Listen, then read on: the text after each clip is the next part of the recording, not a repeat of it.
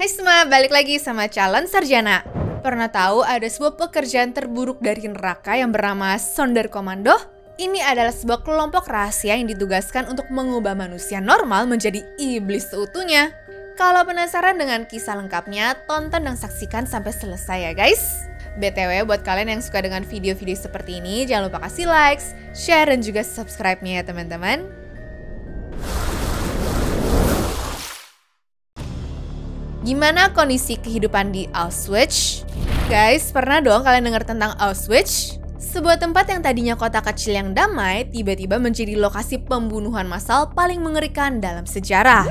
Jadi gini, waktu Nazi masuk ke Polandia pada tahun 1939, mereka tuh butuh tempat untuk menahan musuh-musuhnya ya. Nah, Auschwitz ini dipilih karena lokasinya strategis dan banyak orang Yahudi di sana. Ya, awalnya cuma untuk tahanan perang dan politik, tapi lama-lama jadi tempat mengumpulkan orang Yahudi dari mana-mana. Jadi selama masa penjajahan berlangsung, mereka sudah menghabisi sekitar 1,1 juta orang Yahudi di tempat ini loh. Terus bayangin deh guys, mereka dipaksa jalan kaki 7 km setiap harinya, harus kerja paksa, tidur berempat di kasur 1 meter persegi, dan makan yang dikasih pun tidak layak ya. Udah gitu kalau nggak kuat kerja nih, langsung dikirim ke kamar gas dong. Namun hebatnya, semua ini dilakukan tanpa ada orang luar yang tahu. Di mana mereka juga selalu berusaha melenyapkan bukti-bukti yang ada. Yang selamat dari Auschwitz pun sedikit banget ya teman-teman. Kebanyakan bisa lolos ya karena udah di akhir perang. Sedih sih guys. Gimana bisa coba ada manusia sekejam itu kepada manusia lain kan? Pekerjaan Sonderkommando. Nazi saat itu nggak mau ngotorin tangan mereka sendiri untuk beresin mayat-mayat korban pembunuhan massal tersebut ya teman-teman. Jadi tahu nggak mereka nyuruh siapa? Orang-orang Yahudi dipaksa lah ya untuk mengerjakan tugas ini. Pekerjaan inilah yang dinamakan sebagai Sonderkommando. Mereka diminta ngurus mayat dari kamar gas, terus harus membawa ke tempat kremasi dan kemudian buang sisa-sisa tulangnya. Yang bikin tambah miris, kadang nih mereka harus ngurus mayat keluarga mereka sendiri loh. Gak berhenti sampai di situ ya teman-teman. Bayangin deh, setiap hari mendengar teriakan orang-orang yang dibunuh di kamar gas itu. Dan siklus itu tuh berulang setiap harinya. Teriakan ini pun berlangsung selama 15 menit sebelum akhirnya hening. Setiap hari kamar gas ini bisa membunuh 6.000 orang loh teman-teman. Jadi otomatis kerjaannya Sonderkommando ini ya nggak pernah berhenti.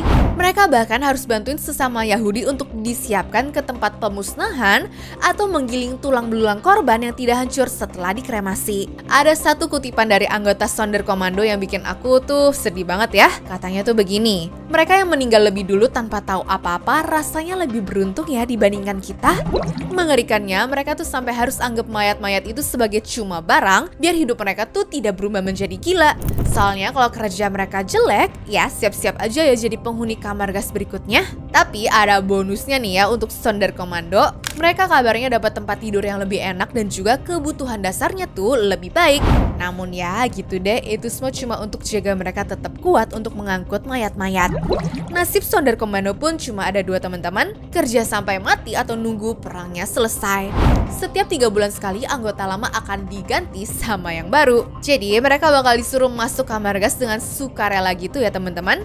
Para Nazi itu soalnya takut rahasia mereka kebongkar, sehingga yang emang udah lama kerja biasanya ya bakal dihapus. Palingan cuma 1-2 orang doang yang dipertahankan karena punya keahlian khusus.